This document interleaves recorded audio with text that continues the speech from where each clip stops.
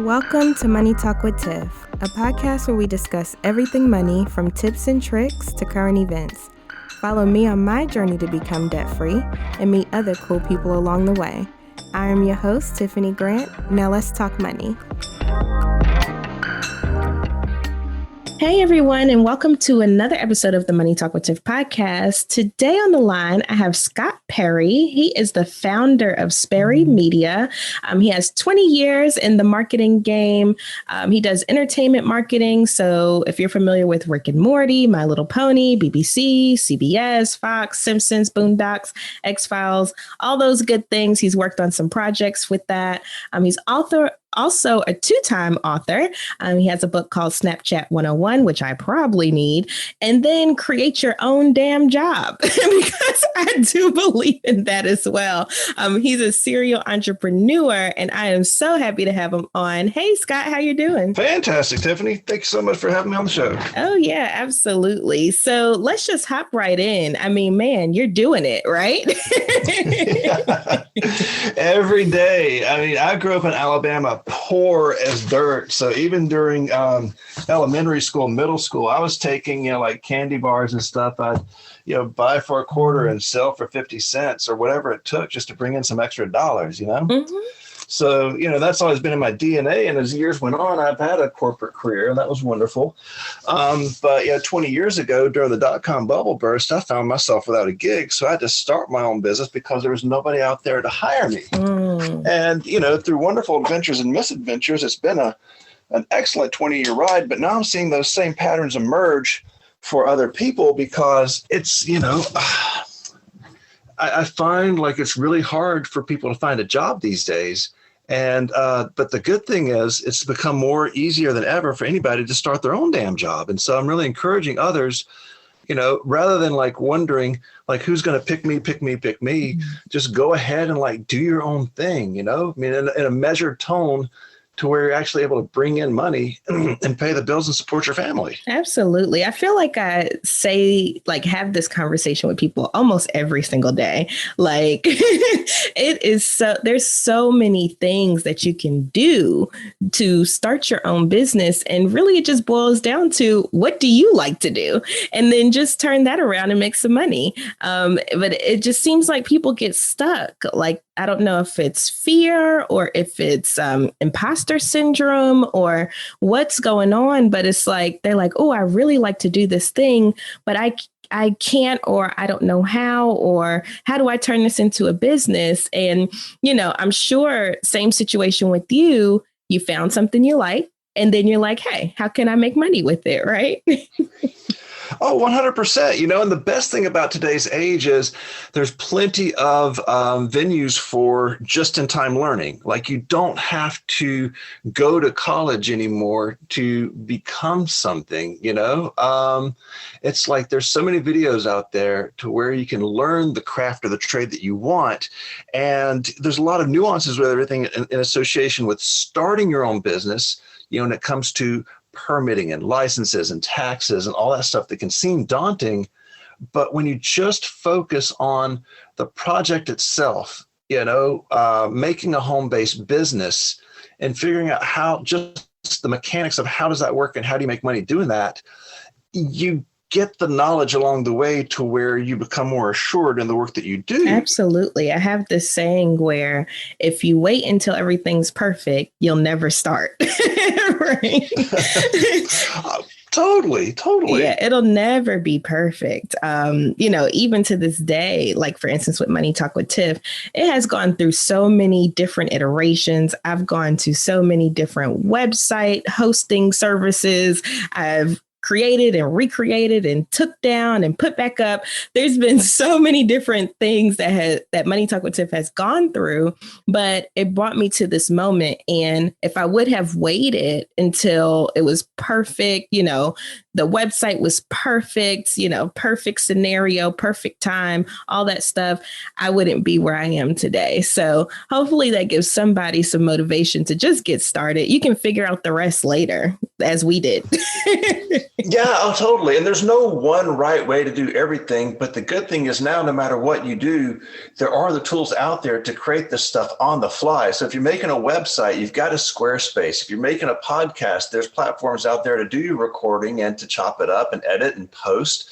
I mean, these things as little as 5 years ago would have cost thousands of dollars just to get off the ground. But now for, a couple hundred, maybe, you can at least test the waters to see what works and what doesn't work. And if that doesn't speak to you, then find something else. If that doesn't speak to you, find something else. But it really is, it's never been easier to start a business from home, to at least get the money coming in and, find ways to support yourself, whether it's, taking a side hustle to turn it to a full-time job, or, doing this to supplement a current job you have, or, just getting the training wheels off so that you feel confident leaving the job that you have so that you can take on something full-time on your own. Absolutely. Absolutely. So, since I have a marketing guru on the line, of course, we're going to talk about marketing, right?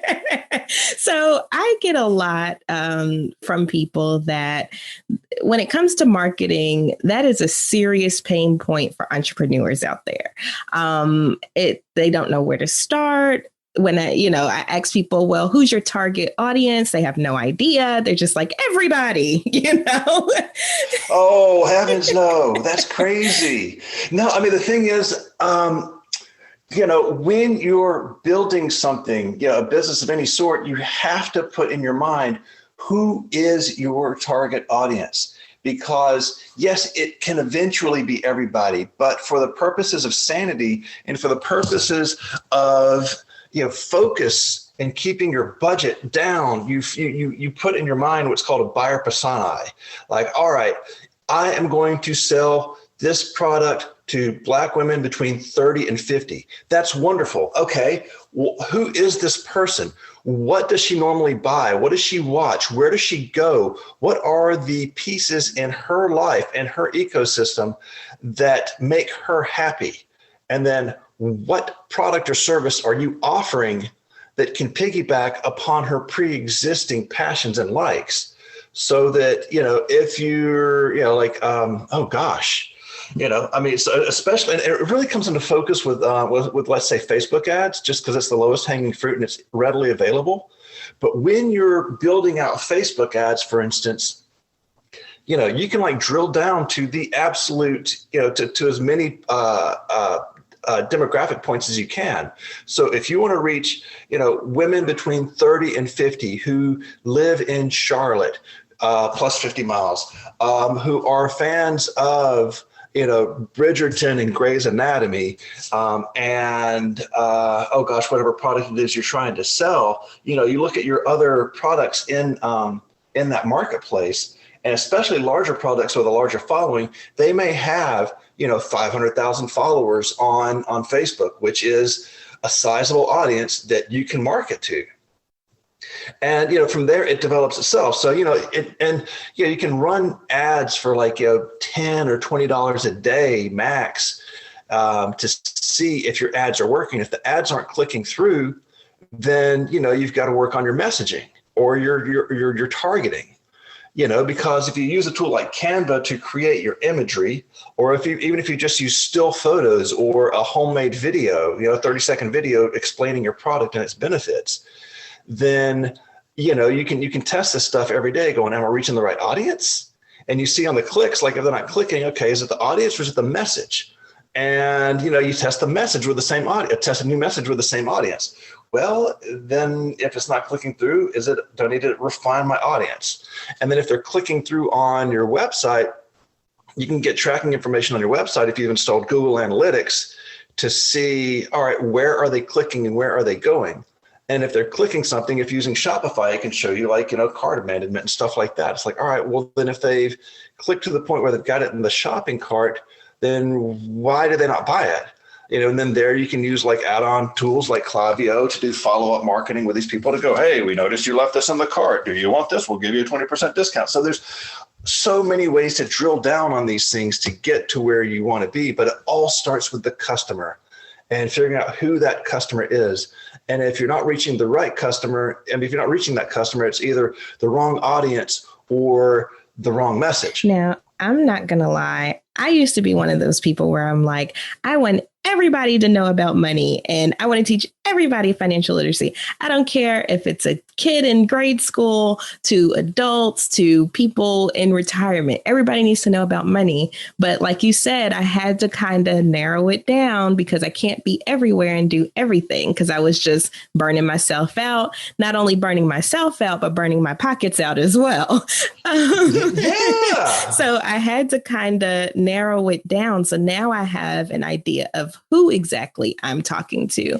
But then also, I wanted to hit on because what I heard from what you just said was nail down who you want to target, go ahead and put it out there, then get into the data. So drill into the data and then figure out, okay, is this working? Do I need to tweak this, fine tune this, whatever the case may be, and then go from there? Am I getting that right? Yeah, because in the old days, people would spend $2,000 on a full page ad in the newspaper, and it's like, okay, well, did you get no data whatsoever, except for like the 8 people that walked into your store that day. You're like, well, gosh, I just spent a lot of money and I didn't get any return.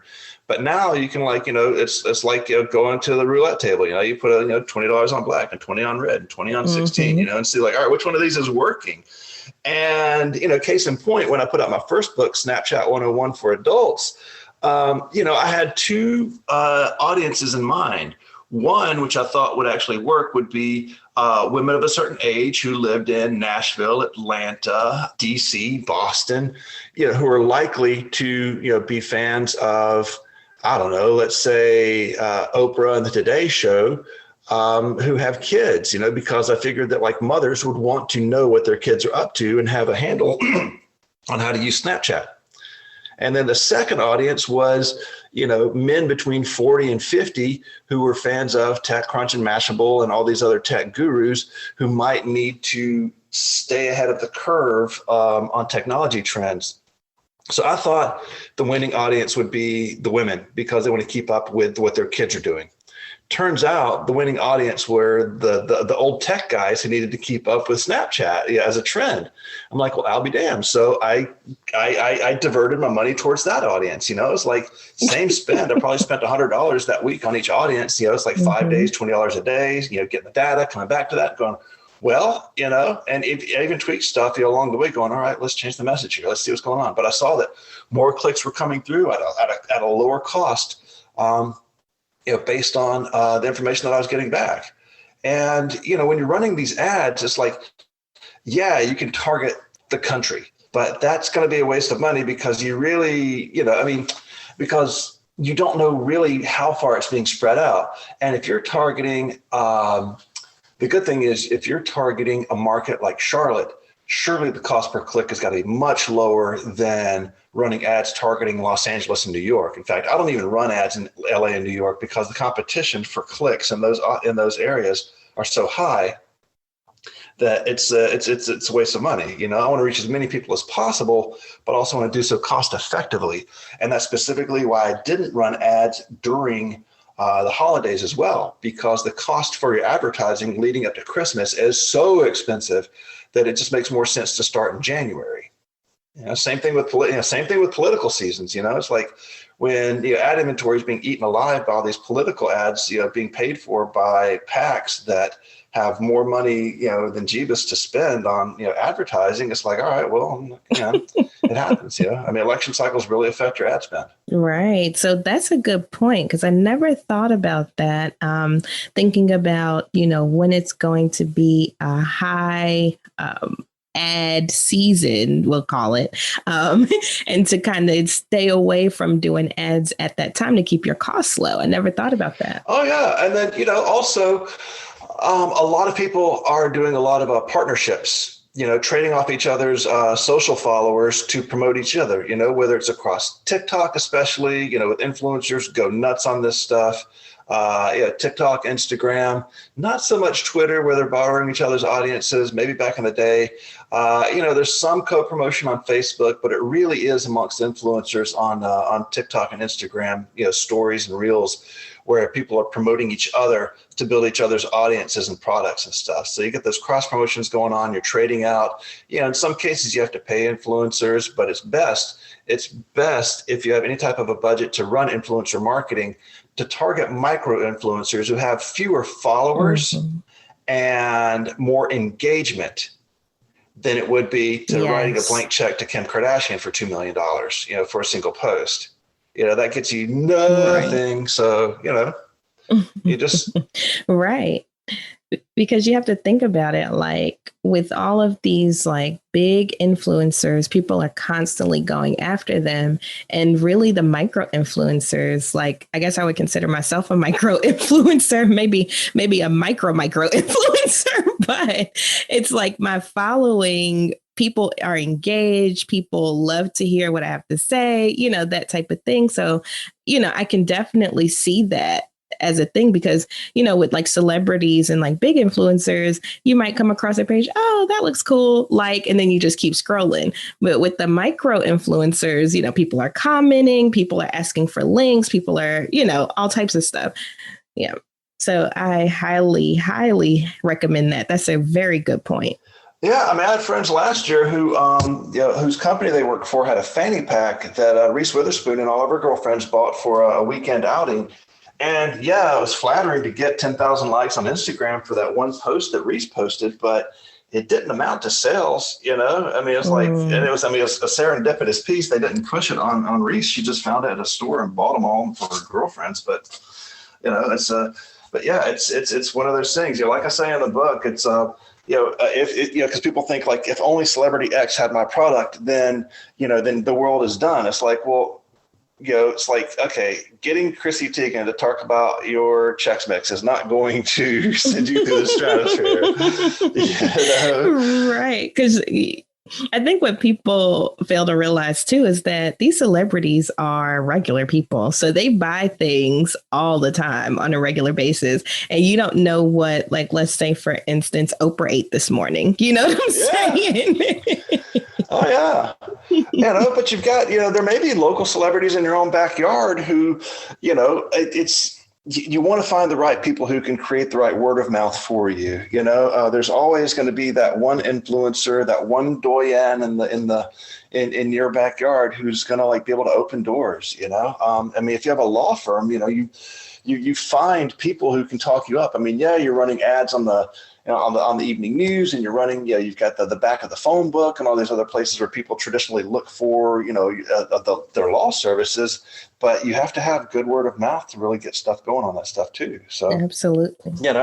And speaking of word of mouth, using those tools to empower your customers to talk about you as well. It's like, when you buy something, like when you sell something on Shopify, you want to include a note going, hey, thank you so much for buying this product.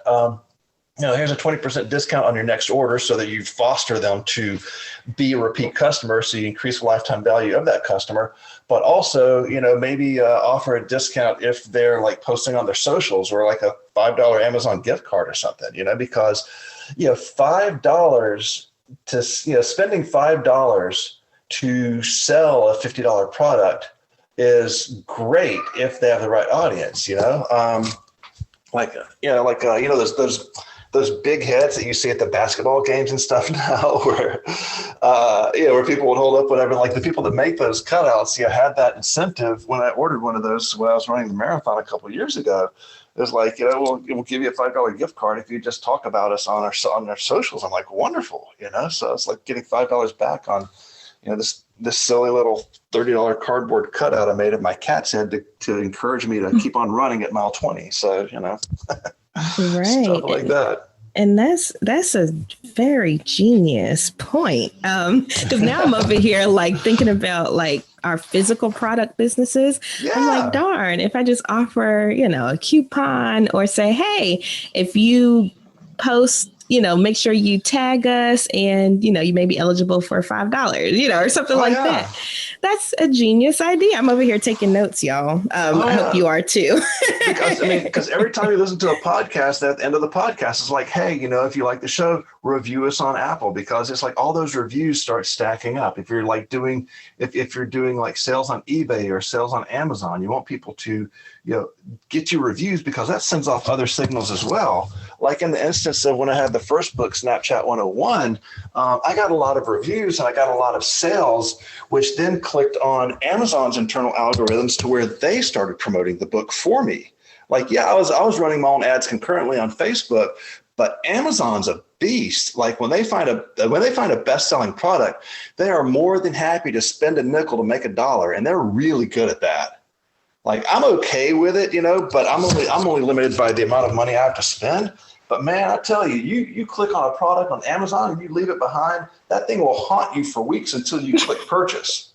Right. You'll see banner ads, you'll get emails, it's everywhere. So, once you're in the good graces of the platform that you're working, their algorithms will pick up on those signals and do this stuff as well. Like when you're getting multiple 5-star ratings on Apple Podcasts and stuff, you go up on the ranks. Same with an app, you get these 5-star ratings and you go up on the list. It's really those little things that are like algorithmically generated go a long way. But but to bring it back a little bit, maybe some of the stuff we're talking about is like too high concept for when you're just basically broke and you're trying to figure out how to pay the bills right now.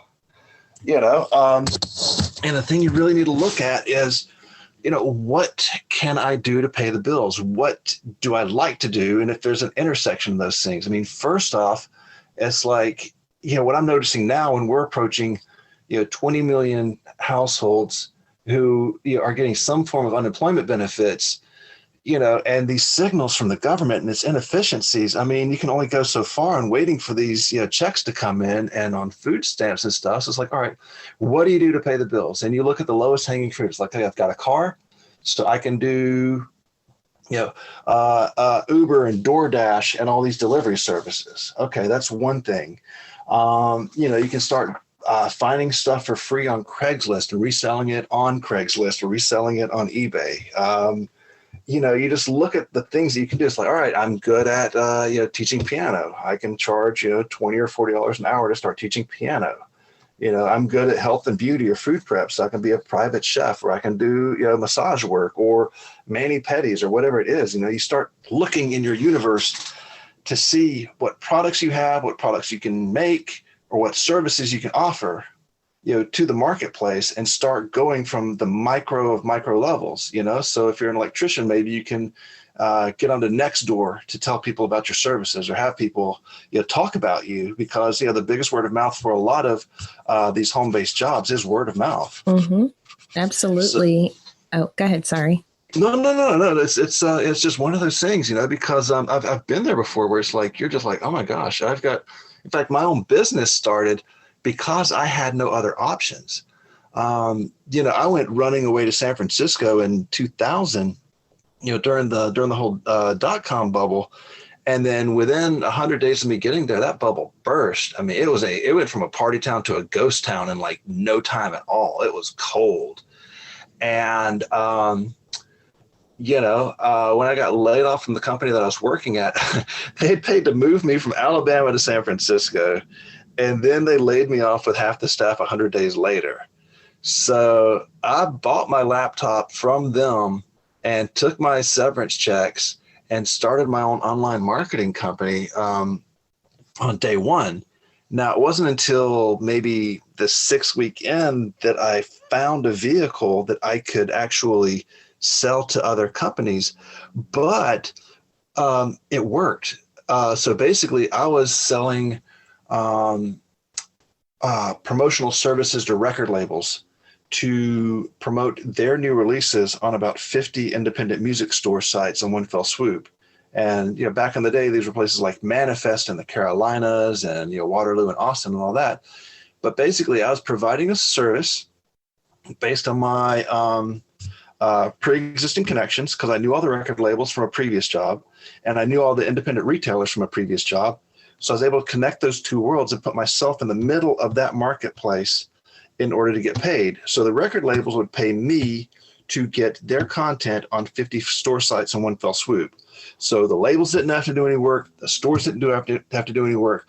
I did all the work with my programmer, and we created one of the world's first ad networks through JavaScript to get the label's contents on those store sites to promote those albums. Nice, nice. Now, just based on your story right there, I have two key takeaways that I just want to drill in on for the audience.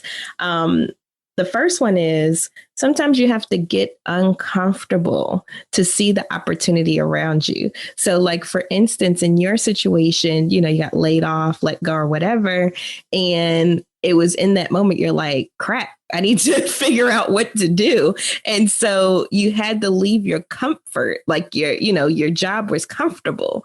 And once that comfort went away, it kind of opened up your creativity and it opened up your ability to see all the opportunities that you already had around you the whole time. And then also the second point that I got from your story too was make sure you have a network. Keep networking because you never know when you might need something and for what. So like all of those contacts and things that you had, you didn't know how it was going to be put together. But then all of a sudden, bam, look, I already have these people. Yeah. I mean, the thing is, when I was working at the .com job, I was already plugging into both those entities, to begin with, the record labels and the stores. And I came to realize after the technology company fell apart, like the power was never in the technology. In fact, it was an MP3 technology before iTunes came around to make iTunes. But the power was always in the network. And it's like, all right, I've got a network of labels and a network of stores, and I can connect those and bring things together. Just like there are a lot of people who do a lot of they're brokers for influencers. So it's like they work with the Fortune 500 brands to find the right influencers for their product, like where L'Oreal is like spending $100,000, $500,000 to get the right influencers to promote their new eyeshadow line, whatever it is.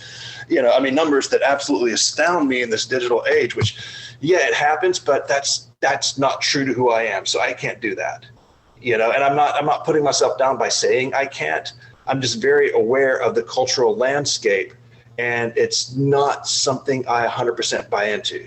But the people that do it are in it. They're making money like crazy, and it's a wonderful thing for them. But but for me to go into like all the the ad agencies, the brands, and go, hey, I can get you all these 14-year-old kids to talk about your product. That's not my wheelhouse. That's not my DNA. So you have to understand what you can do. And, sometimes you have to suspend disbelief, take away that imposter syndrome and go like, yes, I can do this. I mean, those words, I can, are very powerful. It's like you block away that self-doubt and push forward, because a lot of people will get very passionate about, a product that they can make or resell or whatever it is. And they'll go through the process of opening an Etsy shop or a Shopify store or an eBay store, and load everything up, and then nothing happens. It's like, all right, well, that's just part of business. It's like, all right, so if this is your roadblock, how do you get past the roadblock? Is the product you're offering the right product? Is the product you're offering going to the right audience? Are you sending the right message? Are you really showing the benefits of the product and how it can make somebody's life better? Is the product you have, is it cheaper? Is it better? Is it in a crowded marketplace? I mean, even before you open up your store, you can hop onto, Google to see what products are out there on Shopify. You can hop onto Etsy to see what products are out there. And you can really see what's the demand for this product, and it's at a crowded marketplace, and how do I stand out from that marketplace? So it's like, even if you might not do well in the overall Etsy ecosystem, if you promote everything locally and send people to Etsy to buy your product, then that can be the win for you, because all business is local. People do business with people they like and they trust. And so if you can sell yourself to a local audience and then send them off to those platforms, then that's not a bad thing either. But you just have to look at the most obvious things and look at the most non-obvious things. I mean, it's crazy. I mean, as an anecdote, it has nothing to do with everything, but everything to do with everything. It's from time to time, I'd go to the post office in the afternoon to drop a few packages off. And I always saw these kids across the street, like, basically shaking out these weeds. And I'm like, what the hell are they doing? They'd stuff them in a priority mail tube, and then they'd send off like 20 of these a day. And I'm like, what is that? And finally, I looked at their labels, and it's a company called Pampas People. They sell pampas grass, which is, I don't know, it's a big weed, but it's a decorative weed, and it's a big deal on Instagram. What? And they've got a lot of followers on Instagram. They've got a beautiful aesthetic, and they're selling these 3 thistles of pampas for like $65 postpaid. And you look at the number of units they've sold over the past year. I mean, even in this pandemic time, they've probably like grossed $150,000 just because they found a basic product that makes people happy, that people are willing to pay a premium for, while they're hunkered down in these pandemic times. So it's just, it's not the most obvious thing, but they found it. They've sourced a supplier for it. They've got a good story. They've got beautiful aesthetics. They've got a wonderful social following. They've got great word of mouth. And because of that, they're probably selling 20 of these things a day. And that, 20 a day times a 50 net, that's $1,000 a day. That does not hurt at all. So the moral of the story here, y'all, is opportunity is all around you, but it's up to you to tap in. You have to figure out what you can do to make some money and create your own damn job, right? Exactly. Yeah. And bringing it back to the book, you have to go, it's like, what do you do and what have you done for a living? All right. And so what have you done for a living? Drill down on that. What skills are associated with that gig? What can you translate those skills into something else? What do you like to do? Okay, that's great. What do you want to do?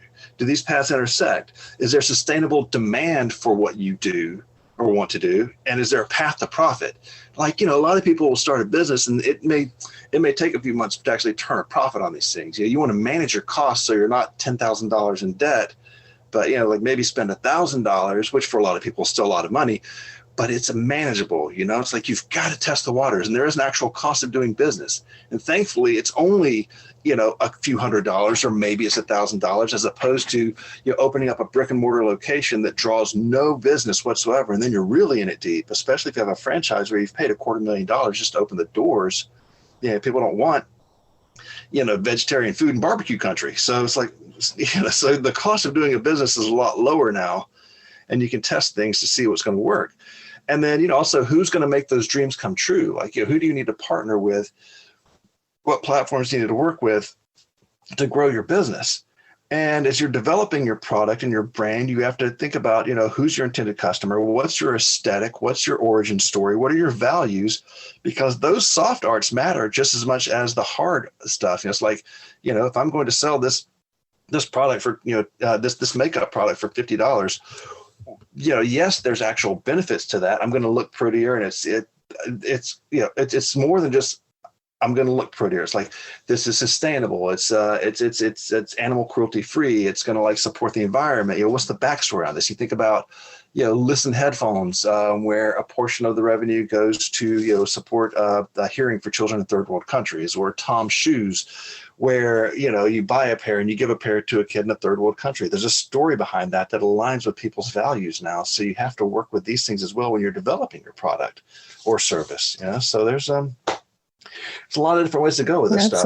Absolutely. Well, thank you so much, Scott. This was wonderful. You dropped so many gems. And if nothing else, at least people have an idea and some tips around their marketing and how to market their business, or even go out and look for opportunities to start a business. So, Scott, where can people find you if they need to know more about you and learn more about what you offer? Sure. Okay, so the book is called Create Your Own Damn Job. You can find it on Amazon. It's a digital book. It's got well over 200 links to all these different opportunities, so you can just jump right into each thing and learn. And the book is only $4. Like, I've intentionally kept that a very low price so that people are just willing to jump in and dig into future opportunities. You can find me on Instagram and Twitter at Scott Perry. I forget the link on Facebook, but I tend to be a lot more active on on Twitter and Instagram. So yeah, and my website itself is called sperrymedia.com, SPERRY media.com. And that's got, a lot of like the bigger picture stuff that I do, working with, a lot of these film studios, TV networks, record labels, as well as some of my misadventures over the years. So it's all there. But I thank you so much for having me on the show, Tiffany. This has been wonderful. Oh, thank you for being on the show. We love to highlight other entrepreneurs and other businesses around, because at the end of the day, we found out that there are so many people out here doing such amazing things, and it will inspire someone else to pick up the bootstraps and keep it going, right? 100%, because it's like if the government can't create projects to support people in these economic times, if corporations don't see you and your special powers, then it is incumbent upon you to create your own future, and hopefully this sets you on that path to do so. Awesome. Yes. Well, thank you so much, Scott. It was a pleasure having you on, and I hope you have a wonderful rest of your day. Thank you, Tiffany. You as well. Thank you for listening to the Money Talk with Tiff podcast. For free resources and materials, head over to moneytalkwitht.com. And while you're there, why not sign up for our newsletter so you'll never miss an episode? Talk to you soon.